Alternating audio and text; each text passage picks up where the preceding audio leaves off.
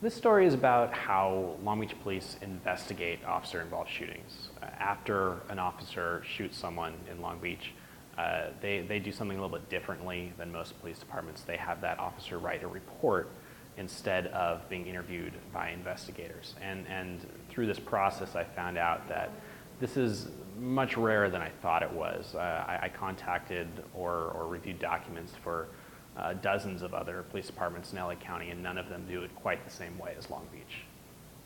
The thing that was most revealing to me is just how out of the ordinary this was. Even the police department knows this is a very unorthodox method to look at police shootings, and they tell you they think it gives a more complete picture of what happened by letting the officer explain in his or her own words. But of course, there's critics of the department who say this muddies the process. This lets glossed up narratives kind of make their way into the aftermath of a police shooting. I think the key to getting a story like this out there is just having the time and resources to do it.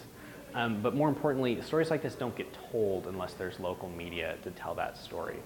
Because there's so many different police departments across the country and they all do things their own way, unless there's a local news source looking at how police departments operate and how they investigate themselves, nobody really gets to tell that story. I don't think anybody had been asking these questions in the Long Beach Police Department, so it was never told until now. This is probably the biggest power we give police. We hand them a gun and we give them the authority to take someone's life if they think it's necessary. So we should hold them to a high standard of how they investigate that. It was a long process to get to this story.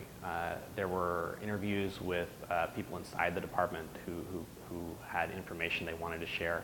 There were formal interviews with official representatives from the department who needed to give their side of things and who could clarify what their policy was.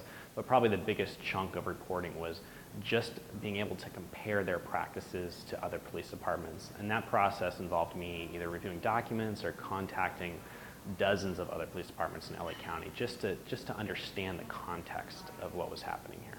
It's hard to say what's going to happen next. I think the most important thing, though, is just letting people know how the department operates so that they can judge for themselves whether they're okay with it or not.